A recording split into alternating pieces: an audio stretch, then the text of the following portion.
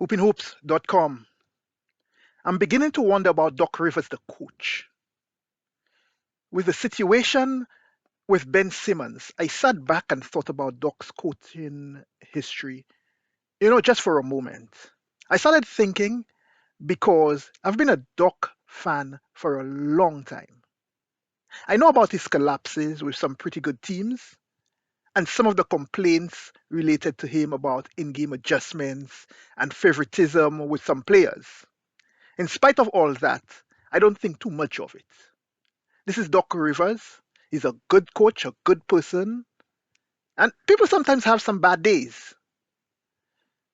But I've never really thought about his career in general. I thought about moments of it, but never, his entire career. And I'll put it up front, as I usually do. I am not going to say I concluded that Doc is not a good coach. Doc certainly is a good coach. He's a good person, a good coach. He sometimes tries to cover his skin when he make some boo boos, but in general he's a good coach. Um, but like I said, I've been wondering about him as a coach. You know, I've been watching Doc Rivers from the start of his coaching career, and what I'm realizing is I've been most impressed about him when he was coaching the Orlando Magic. I remember he did not have, that much of a talented team. He had T Mac, which was great. He had Grant Hill, but Grant Hill, of course, for those who remember, he was hurt most of the times. Didn't play much. I think Patrick Ewing came in at some point, but of course he was not starting, so that tells you where he was in his career. There was Horace Grant, and there were others. Horace Grant was not the same player he was when he played with the Bulls.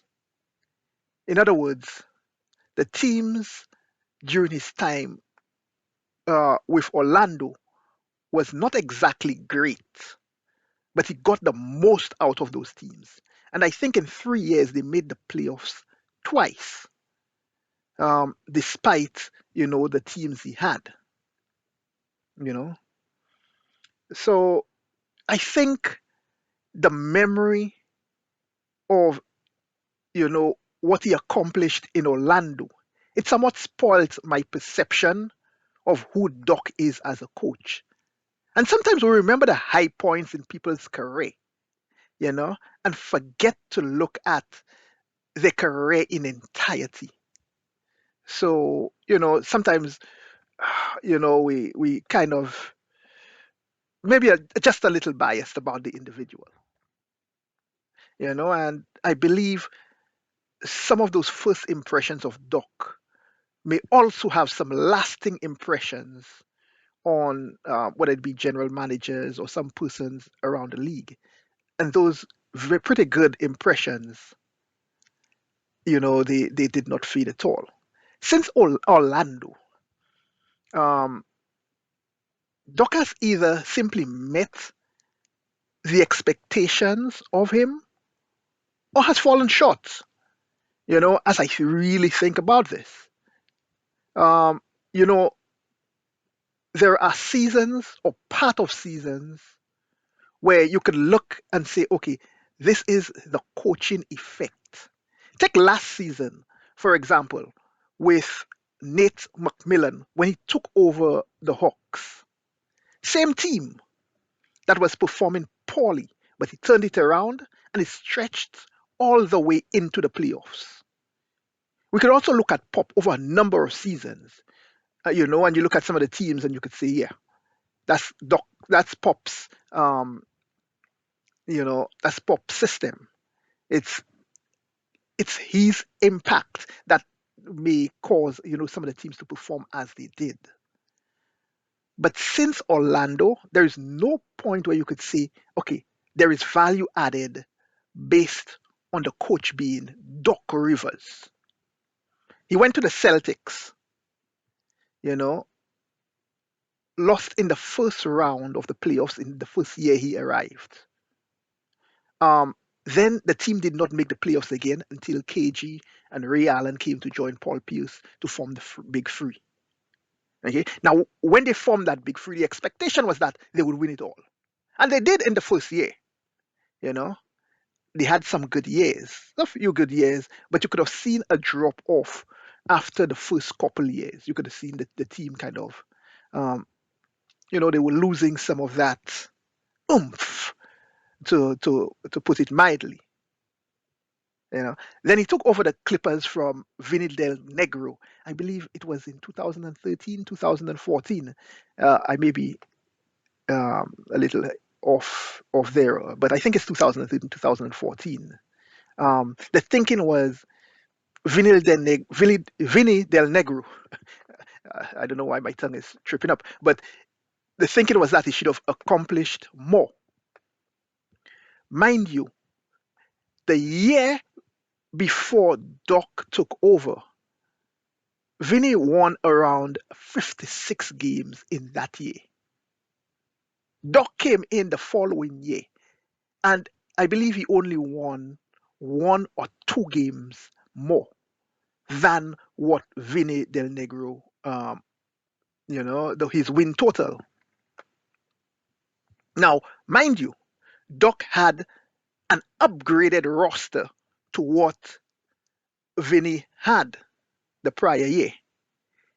If persons remember, Doc had a young Blake Griffin. Remember Blake Griffin jumping over, was it a Kia or one of those cars to dunk? He had Chris Paul, that was his first year coming across. Vinny didn't have him. He had persons like JJ Redick, Matt Barnes, DeAndre Jordan. I mean, remember, DeAndre would would be jumping out of the gym. They had Steven Jackson, Jamal Crawford, I think Antoine Jameson. Oh, and I got to mention, Sasha Bojacic.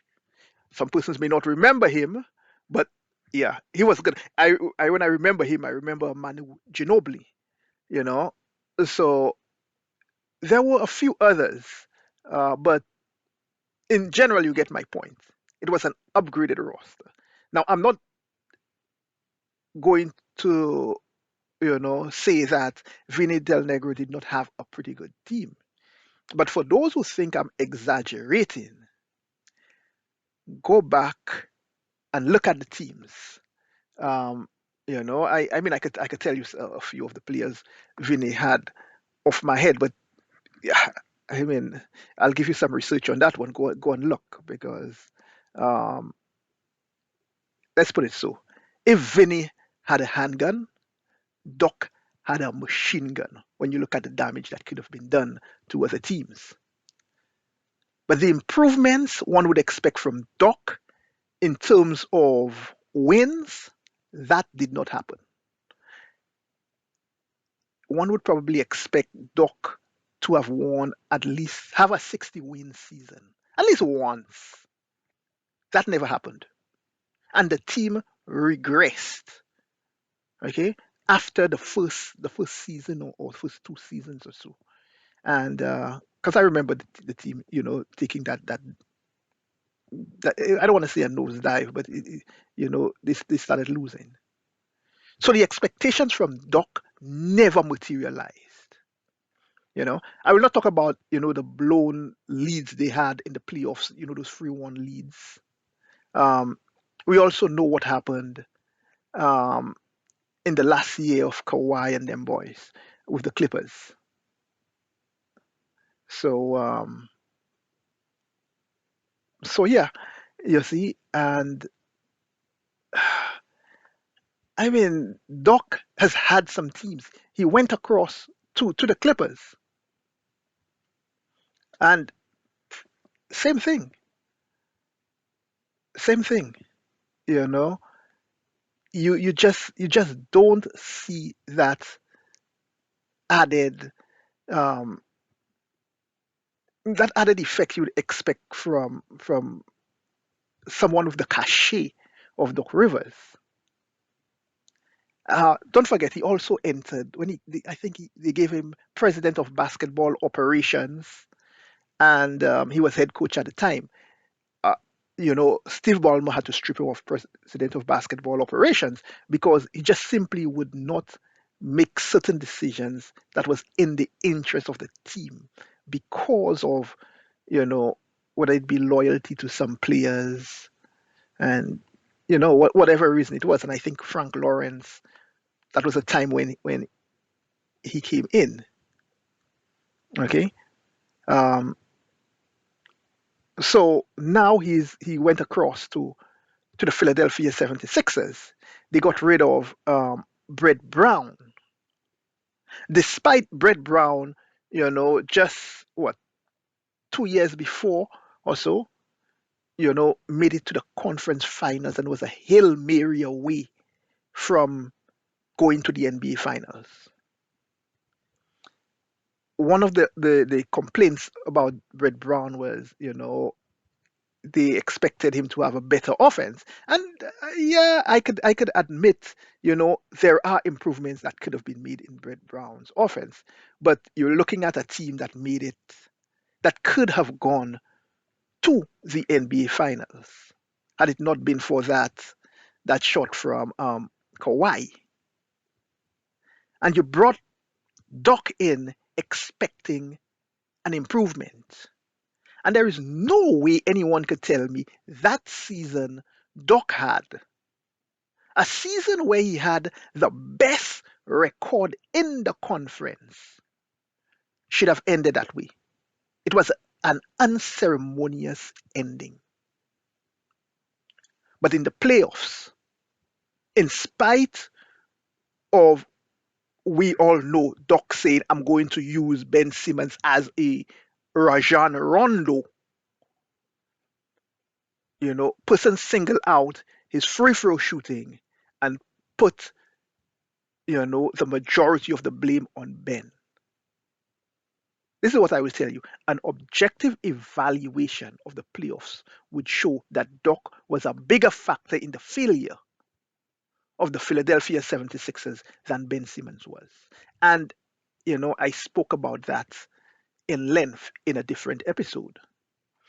In essence, Doc Rivers fell short of meeting his expectations, similar to how it was with the Clippers, because he came in, took over Vinny Del Negro, expecting, to see better.